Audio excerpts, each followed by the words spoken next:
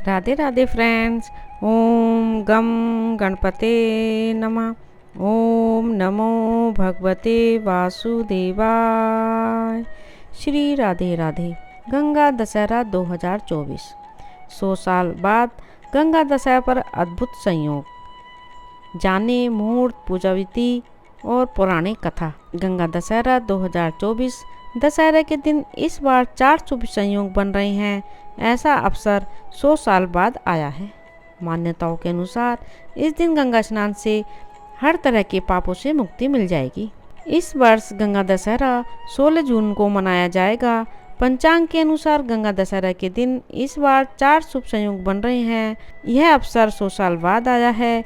इसी दिन धरती पर मां गंगा का अवतरण स्वर्ग से हुआ था। गंगा दशहरा के दिन हस्त नक्षत्र है। इसके अतिरिक्त सर्वार्थ सिद्धि योग के साथ अमृत योग और रवि योग का भी अद्भुत संगम है। धार्मिक मान्यताओं के अनुसार इस दिन गंगा स्नान से हर तरह के पापों से मुक्ति मिल जाती है। इससे पितर भी प्रसन्न होते हैं और उनका आशीर्वाद भी मिलता है। उन्होंने आगे बताया कि गंगा दशहरे के दिन गंगा स्नान से 10 तरह के पापों से मुक्ति मिल जाती है। इस दिन सुबह उठकर ब्रह्म मुहूर्त में एकाग्र मन से गंगा स्नान करना चाहिए। पूजा के साथ दीपदान का भी विशेष महत्व होता है। गंगा दशहरा शुभ मुहूर्त। पूजा का शुभ मुहूर्त सुबह 7:08 से सुबह 10:47 तक। दसवीं तिथि प्रारंभ जून 16, 2024 को 2:32 से। दसवीं तिथि समाप्त जून 17, 2024 को सुबह 4:43 तक। हस्त नक्षत्र प्रारंभ जून 15, 2024 को 8:14 से। हस्त नक्षत्र समाप्त जून 16, 2024 को प्रातः 11:13 तक। व्यति योग प्रारंभ 14 जून 2024 को 7:08 से। व्यतिपात योग समाप्त 15 जून 2024 को साय 8:11 पर। मंत्र ओम नमो गंगाए विश्वरूपिणी नारायणी नमो नमः। पूजा विधि ब्रह्म मुहूर्त में गंगा जल से स्नान करें। सभी देवी देवताओं का जलाभिषेक करें। मां गंगा के साथ साथ भगवान शिव की भी पूजा करें। अब प्रभु को चंदन और पुष्प अर्पित करें। मंदिर में घी का दीपक प्रज्वलित करें। पूरी श्रद्धा के साथ भगवान की आरती करें। भोग लगाएं। श्री गंगा चालीसा का पाठ करें। अंत में क्षमा प्रार्थना करें। गंगा दशहरे के दिन जरूर करें ये 3 काम, चमक उठेगा आपका भाग्य। गंगा दशहरे का दिन पूजा पाठ, स्नान, दान और पितरों के तर्पण के लिए शुभ माना जाता है। ऐसे में सुबह उठकर गंगा स्नान करें। इसके बाद विधि अनुसार माता गंगा की पूजा करें। फिर अपने पितरों की पूजा करें। ऐसा करने से जीवन में खुशहाली आती है। इसके साथ ही व्यक्ति का कल्याण होता है। जो लोग इस अवसर पर माता गंगा की उपासना करते हैं, साथ ही दान पुण्य और धार्मिक कार्य करते हैं, उनके परिवार में खुशियों का आगमन होता है। साथ ही जीवन में शुभता आती है। इस वर्ष 16 जून 2024 को गंगा दशहरा मनाया जाएगा। इस दिन से जुड़ी कुछ आवश्यक बातों को जानते हैं। गंगा दशहरा पर बन रहे हैं ये शुभ योग। इस वर्ष गंगा दशहरा पर कई शुभ योग बन रहे हैं। इस दिन हस्त नक्षत्र, सर्वार्थ सिद्धि योग, अमृत सिद्धि योग, रवि योग का निर्माण हो रहा है, जिसकी वजह से दिन अपने आप में बेहद शुभ हो गया है। अगर आप देवी गंगा की कृपा प्राप्त करना चाहते हैं तो इस तिथि पर उनके लिए कठिन व्रत का पालन करें और भाव के साथ पूजा करें। गंगा दशहरा पर दान पुण्य करना बहुत पुण्यदायी माना जाता है। इस दिन तिल का दान करने से घर में सदैव बरकत बनी रहती है। इसके साथ ही इस तिथि पर भगवान सूर्य को अर्घ्य देना भी बहुत अच्छा माना जाता है। ऐसा करने से व्यक्ति के सभी कार्य सफल होते हैं और मनचाही नौकरी प्राप्त होती है। इसके अतिरिक्त इस दिन पितरों का तर्पण करना चाहिए। जो लोग इस दिन अपने पितरों का तर्पण करते हैं, उनके पूर्वजों की आत्मा को शांति मिलती है। साथ ही उन्हें मोक्ष की प्राप्ति होती है।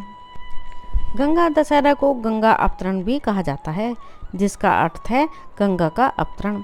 अधिकांश वर्षों में गंगा दशहरा निर्जला एकादशी से एक दिन पहले आती है, लेकिन कभी कभी गंगा दशहरा और निर्जला एकादशी एक ही दिन पड़ती हैं। उत्सव के पीछे की कहानी। गंगा दशहरा का त्यौहार देवी गंगा को समर्पित है और ऐसा माना जाता है कि इस दिन गंगा पृथ्वी पर अवतरित हुई थी। भगीरथ के पूर्वजों की शापित आत्माओं को मुक्त करने के लिए, अपने मिशन को पूरा करने के लिए वह अवतरित हुई थी। परंपरा के अनुसार पृथ्वी पर आने से पहले देवी गंगा भगवान ब्रह्मा के कमंडल में रहती थीं। जब गंगा पृथ्वी पर अवतरित हुई तो वह स्वर्ग की पवित्रता को भी पृथ्वी पर ले आई। गंगा नदी भगीरथ की घोर तपस्या के कारण मानवता के लिए उपहार है, जिसके बाद से उन्हें भगीरथी के नाम से भी जाना जाता है। भागीरथ सगर वंश के वंशज थे।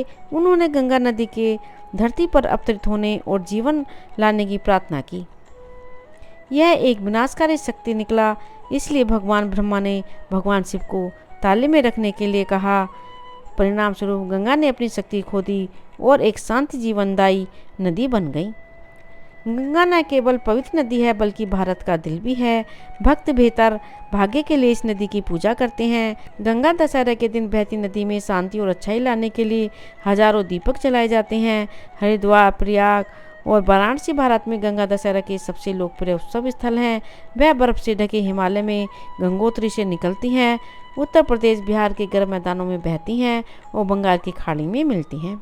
गंगा नदी इलाहाबाद में सरस्वती और यमुना नदी से मिलती हैं। प्रयाग में नदियों का संगम भारत का सबसे पवित्र स्थान है। दशहरा इस शुभ वैदिक गणनाओं का प्रतीक है, जो विचारों, कार्यों और वाणी से संबंधित 10 पापों को धोने के लिए गंगा की शक्ति को दर्शाता है।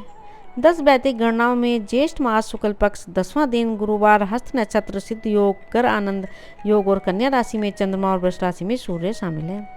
पूजा अर्चना करने से व्यक्ति को मोक्ष की प्राप्ति होती है। कीमती सामान, नया वाहन या नई संपत्ति खरीदने के लिए दिन अनुकूल है। इस दिन गंगा में खड़े होकर गंगा स्तोत्र का पाठ करने से भी सभी पाप दूर हो जाते हैं।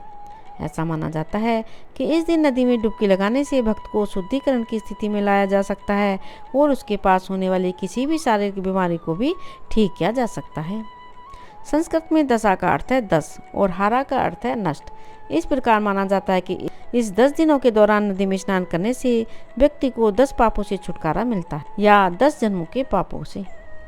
अधिकांश भक्त ध्यान और पवित्र स्नान के लिए प्रयाग, ऋषिकेश, वाराणसी और हरिद्वार जाते हैं। लोग अपने पूर्वजों के लिए पितृ पूजा करते हैं। भक्त और पुजारी गोधूली के दौरान गंगा के तट पर आग की लपटों और फूलों से लदी पत्तों की नावों के साथ आरती करते हैं। गंगा की पूजा करते समय प्रत्येक व्यक्ति को 10 प्रकार के फूल, फल या पान के पत्ते जैसे प्रत्येक लेख के 10 होने चाहिए। गंगा दशहरे पर यमुना नदी की भी पूजा की जाती है और पतंगबाजी के कार्य आयोजित भी किए जाते हैं। भक्त मथुरा, वृंदावन और बटेश्वर जैसे स्थानों पर यमुना में एक पवित्र डुबकी लगाते हैं और तरबूज, ककड़ी जैसा प्रसाद चढ़ाते हैं। वे लस्सी, शरबत और शिकंजी जैसे पेय को भी बांटते हैं। पौराणिक कथाओं के अनुसार ऐसा भी कहा जाता है कि राजा भागीरथ की तपस्या से भगवान ब्रह्मा प्रसन्न हुए, जिन्होंने उन्हें वरदान दिया। भागीरथ ने अनुरोध किया और देवी गंगा को पृथ्वी पर भेजा जाए। ब्रह्मा ने चेतावनी दी कि गंगा का बल और भार पृथ्वी के सहन करने के लिए बहुत अधिक होगा, जिससे संभावित रूप से विनाश हो सकता है। इसलिए गंगा के अवतरण को संभालने के लिए भगवान शिव से संपर्क किया गया। भगवान शिव ने अनुरोध स्वीकार कर लिया और गंगा को अपनी एक जटा से मुक्त कर दिया, जिससे वह गंगा दशहरा पर हिमालय से पृथ्वी पर प्रभावित हुई। राधे राधे। ओम नमो भगवते वासुदेवाय। यदि आपने इस चैनल को अभी तक सब्सक्राइब नहीं किया तो प्लीज़ सब्सक्राइब करें। प्लीज़ ज़्यादा से ज़्यादा शेयर करें, लाइक करें, कमेंट करें। श्री राधे राधे।